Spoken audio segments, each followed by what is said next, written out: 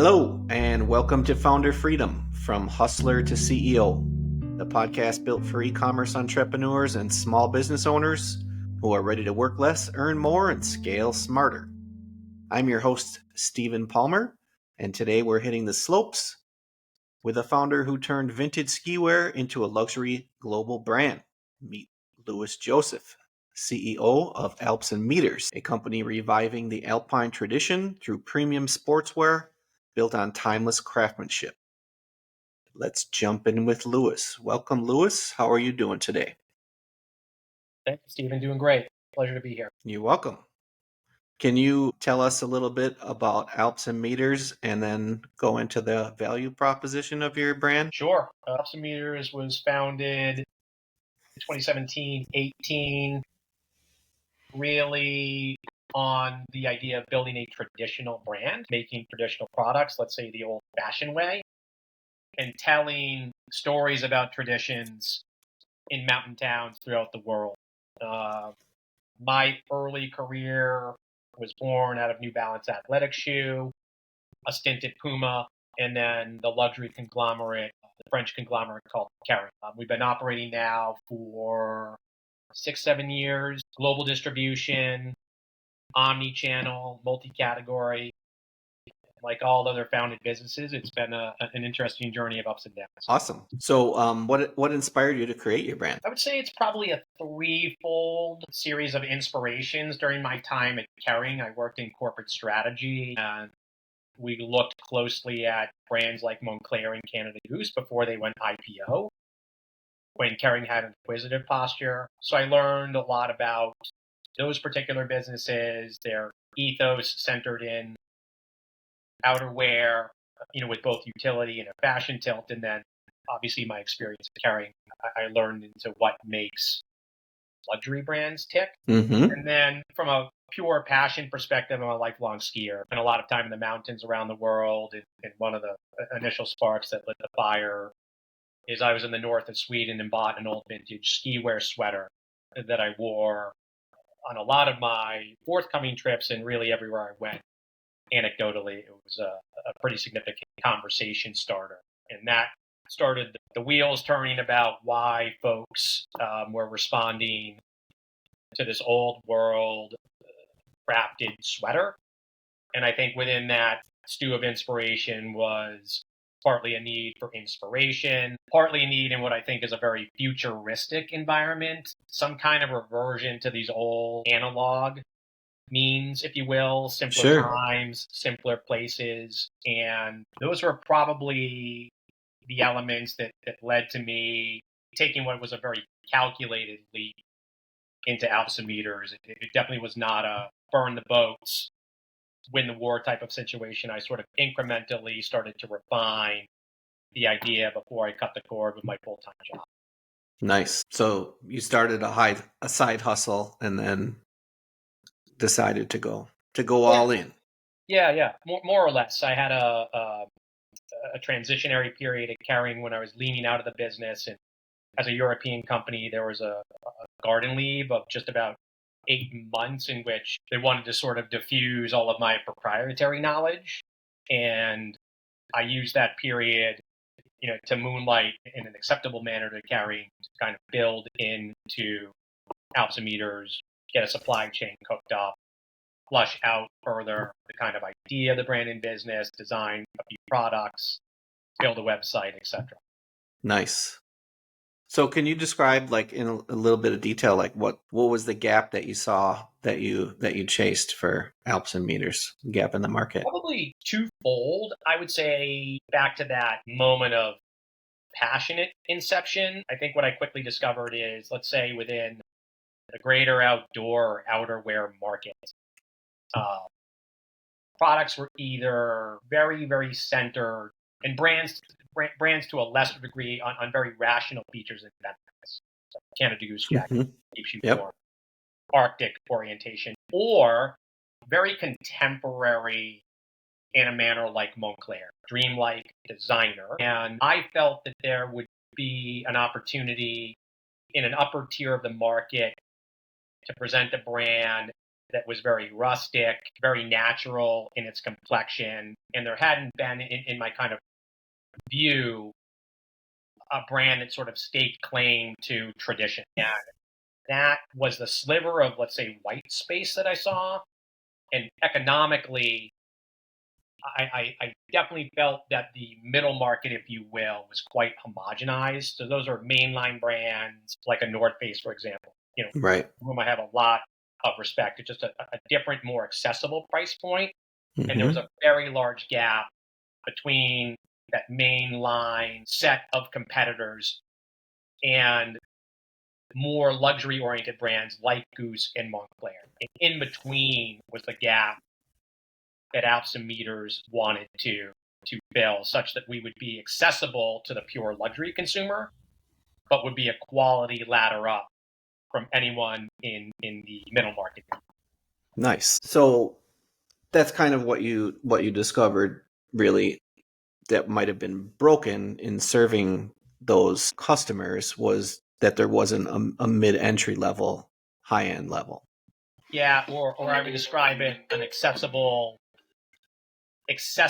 luxury brand in the space. Mm-hmm. And then I don't want to belay what I think is kind of the emotional connection that we've discovered, which is this idea of tradition being everlasting, timeless, warm, comfortable in a universe that's bombarded by technology, overconsumption of content, iPhones always on.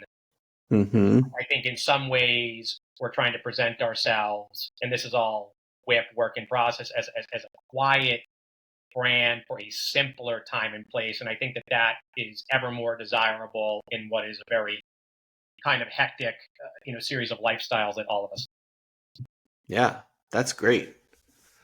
So how do you feel that Alps and Meters solves this problem better than your competitors out there? I think number one is differentiation. I think, again, planting this flag for tradition, standing for tradition, making traditional products, telling traditional stories. That formula, I think, is distinctive. And I think we're early stage business, so we're less externally facing than we are internally working on our own formula, convictions, and beliefs. Mm-hmm. So it's not to say that we don't have competitive concerns. We have plenty of them that keep us up at night. But I think the other brands have also staked a claim to certain seats on the bus that are different from us. And we most certainly don't want to assimilate into that particular territory because it's already occupied.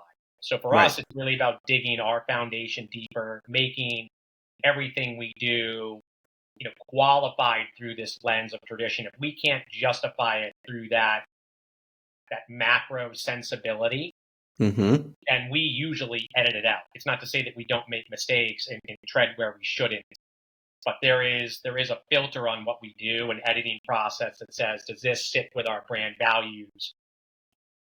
Does it speak to tradition in some manner? If not, we probably don't have license to enter that portion of the market. So that's a discipline we've tried to hone. It's definitely not perfect, but one that I think has put us in reasonably good stead in defining who we are. That's pretty nice. I mean, I haven't heard that description before, so kudos. Thank you. It's good to have goggles. Yeah, absolutely.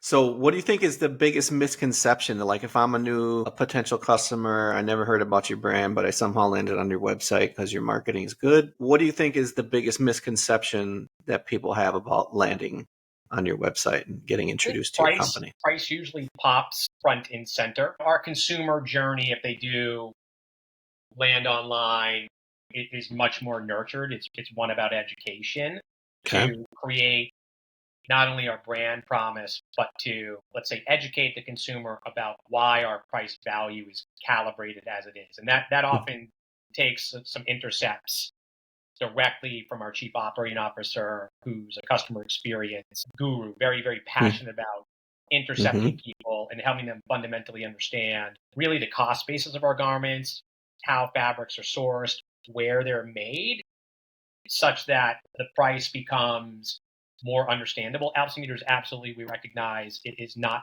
for everybody, but we are very, very much focused on quality, and that has a certain, floor for the cost basis that you have to hurdle. Sure. That is definitely the one. If it's not a misperception, it's a talk track of education. It's a series of conversations that we want to have with our community to tell them why we're positioned this way, and that really the integrity of what we're making is in alignment with how we're pricing the product. Got it. That's pretty good. I mean, price can be shocking when you start a shopping journey, but I think if you're the right customer type and you can get to understand the value, then it becomes more attractive, right? Yeah, and I think what we've observed, and it doesn't land all the time, the two-dimensional presentation of e-commerce it makes that conversion more challenging. Absolutely. And so there have been times where we ask the consumer to trial, ship for free, we have free returns. I think when the consumer thinks about, let's say, mitigating that friction, they either have a conversation with myself or our chief operating officer, who are humans trying to build a brand, right, and trying to bring people into the fold of our passions. Most oftentimes, those same products, with their tactile nature, their craft, their quality, they usually stick. Most of the consumers will say, wow, I kind of believe what Lewis is telling me now about the fabrics and how the garments perform in different settings. And I think that starts to build trust to generate repetitive purchases. But trial is very important for us. It's not easy to gather or garner really the essence of our make online. And so we try to overcome that by being real people and sharing why we made product X, Y, or Z, how it was made, where it was made, the materials, etc. Yeah, no, I think that's great. Because, I mean, for sure, for some age groups, I mean, not being able to touch and feel a garment is really gets difficult when you're trying to shop for something new. Yeah. And we would observe, we had a store at one point at the St. Regis Hotel in Deer Valley, USA. And a little bit of hyperbole, but the garments would fly off the shelves there. And I think it was relatively indicative of, fantastic atmosphere there as well. Yeah. Very, very associated with our brand. But the ability to try the pieces on, feel the textures, the fibers, the fabrics, is a much, let's say, quicker route to a relationship. The online journey has a few more steps up the staircase. Right. Yeah. It's harder to build trust right off the bat. Cool. So do you have a success story? Either it could be like customer based or, customers in general, or maybe a big win for your brand mission that you like to talk about? I think acquiring our first wholesale customers, and these are folks that were kind of the first believers of the brand and business that wrote hard orders, was probably, if not the biggest win, one of the most or first validating points for our value proposition. I mean, we subsequently since, partnered in many ways with luxury brands like Loro Piana. We've got a really sharp and well-crafted supply chain in Italy, I think, which is a credit to the brand and business, have sold department stores like Harrods of London. But I still come back to the first customers because that was Louis Joseph with some reasonably crafted samples, pitching myself, pitching my story, asking those trading partners to dedicate very precious dollars, albeit small, to our brand and business. And, those customers are still with us today. But I think it's kind of a credit to their imagination to buy into this traditional sensibility. But those were absolutely small in revenue, monumental from a psychological perspective, and a critical point of validation. That here's an external party that doesn't have to participate with the brand and business, that feels what we feel, believes in the opportunity, and is willing to take what is effectively entrepreneurial risk to put it into our store. Sure. That is a great feeling, I'm sure. That's awesome. So what about trends kind of looking forward real quick? Is anything that might be shaping the future of your brand? Yeah, I think the quiet luxury trend of these very understated garments, natural fibers. I mean, at the top tier of luxury, that's been cascading down from Hermes and Loro Piana. I think there's some of that is washing over us, or we are riding in that wake. Mm-hmm. I think we want to draw flies to the flame and continue with our belief in, let's say, 200-year-old technology. We're not going to be futuristic. We're not going to be contemporary and avant-garde. Once again, we're going to kind of dig deep for natural fibers, full grain leathers, and concoct very heritage driven old world products.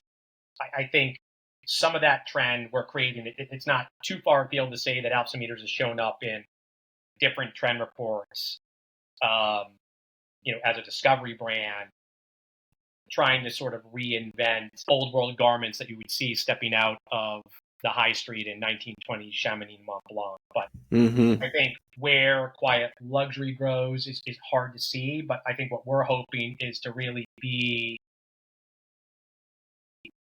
a well-known traditional company that has a traditional expression, and building that, I think, creates more and more gravity, such that not that we would guide trends, but some of that can be very, very evergreen and timeless. Sure. It's got to be a challenge because, like you said, you can't really see Yeah, that it's hard. little I niche. mean, we admire Barber, Belstaff, these brands that have a very, very clear sense of who they are. Don't deviate that. There are probably some of the listeners that own a Barber jacket. It's that Mm-hmm. kind of timelessness, very consistent expression of values that we would like to emulate. And that's very hard to do because we're smaller. The paint is still drying on our walls. Right. We're constantly trying to kind of calibrate the brand and business, correct some of the deficiencies we see. But I think that kind of North Star, mission driven, purpose built brand and confidence in our own identity is absolutely something we're trying to build. Nice. So thinking on that light of your mid-market luxury niche, what advice would you have for other business owners trying to run the same gig, to help them stay ahead of the curve as they're building out their brand? Loaded question. I think the things that we did well, and believe me, we probably struck out at the plate more than we've gotten on base. But I think one thing that we analyzed very concretely were our unit economics. So making sure that when transaction happens, whether online, in store, in our own pop-ups, that the transactions were profitable. Mm-hmm. So I would say, unlike some other brands just with different philosophies and different styles, we have sort of foregone, let's say, hyper growth in revenue terms to dig in on gross profit margin. Because our general thesis is, if at a subscale we're tilting towards or are profitable or have very robust unit economics, that venture at even a modest scale has much improved cash flow. So I think getting that right out of the box, I think for founders more than ever is absolutely mission critical. And that's hard because you have to kind of MVP a few things, launch them, stress test the prices. Yep. And there have been moments where we either underpriced or overpriced, and you've got to get through that learning loop very, very quickly. Mm-hmm. But I would say unit economics, I mean, it's probably simple enough to say and readily apparent to all the thoughtful folks who are listening to the podcast. But if there was one thing that I think we did well to prop ourselves up for operational success, it was that. The rest of the marketing mix is sort of born from our own passion, sensibilities, preferences, experiences, but you can't fake sort of the business model. Yeah. Yeah. Well, the data doesn't lie if you take the time to make the data. Yeah, correct. Right. Smart. Yep. Cool. So looking forward here short term, what's next for Alps and Meters? Geez, I think in our business plan, which I'm cooking on right now, I think we feel like we've probably crossed a threshold of product market fit, where we have desirable products, we're often selling out inventory at high average order values, and margins are robust. We're probably entering a phase of product distribution fit. So the next frontiers for our brand, are likely regional. Region Europe, Asia Pacific, where there could be different formulations of partnerships to help us build further and appropriate relevant beachheads. Now that's going to come with a need for further inventories, etc. But I think it's probably a factor of doubling down now on what works and bringing that playbook into these markets, East and West, while North America plays the mothership. Yeah. So you got the heroes locked in and you're ready to just repeat. I think so. So to a certain degree. And, obviously we'll have to kind of be creative, reinvent, build newness and novelty. I think that's always going to be a part of our equation, but I think fundamentally it's not to get too distracted on the next bright, shiny object, because we're still quite a small brand, but finding the right partners who share our value set, our vision, our very kind of farm to table brand build in Asia and Europe is I think likely unfolding now. That'll bring a degree of complexity to the business, but those are kind of the new frontiers. I think categorically gender-based, even channel-based, things look relatively prudent. Nice. It's good to have that confidence, because that is a big shift to reach outward geographically. Not a lot of companies even think about that until they, get like 10 consultants into their business and they're all yammering in their ears. Yeah, we might be working out of tune. I can tell you we debated it quite a bit, but I think in the sector that we want to play, which is near luxury, it's a global market. And very early, we papered up a subsidiary in the UK, which is a big head scratcher for our early investors and boards. It's too early, but we're absolutely the feeling that, the cost basis to do those things is quite low, and it takes time to start to just put the nuts and bolts in place. It was a very slow burn. Yeah. To start into Europe, but we're big believers that to be successful, to provide a win to our investors and stakeholders, and kind of to dream larger, we want to be a global business. So I sometimes kind of perceive the hesitancy, not to be incorrect, but perhaps not to be imaginative enough, because the infrastructure that we have built has been fast, low cost, and almost kind of put together quite rapidly. Whereas the perception is, wow, that's going to cost a lot of money. That's going to take a lot of time. In our experience, it kind of doesn't. And we're very pleased to have covered a lot of global surface area. Has it created headaches every now and again? Sure. But I think building that earlier to capture the full TAM is it's not an innovation per se, but it's a change in sequence that we've discovered could be very, very attractive for our particular company. Probably not for everybody, but going there early, I think it is proving to be a big benefit for us. Yeah. So your supply chain sounds like it's very manageable. And yeah, we have a great product creation partner that we outsource to, exceptional factories, some Asian based, many of which are Italian based. That is absolutely probably one of our strengths, and it's kind of institutionalized at this point. Nice. Yeah. That's awesome. Good for you guys. So what's the best way for listeners to get in touch with what Alps and Meters is doing out there? How can they see your goods? Yeah. www.alpsandmeters.com. There's a customer service module. I'm on there every now and again. So you might hear from me directly or our chief operating officer. But that's usually a platform of introduction and education. Nice. Well, that's a wrap on Founder Freedom, folks. A big thanks to Louis Joseph for proving that romance, heritage, and high design can still drive serious innovation. From Swedish sweaters to a global alpine lifestyle brand, Alps and Meters is built for the long run, and the long run, for those who know what that means. Get inspired at alpsandmeters.com and bring some mountain majesty to your wardrobe.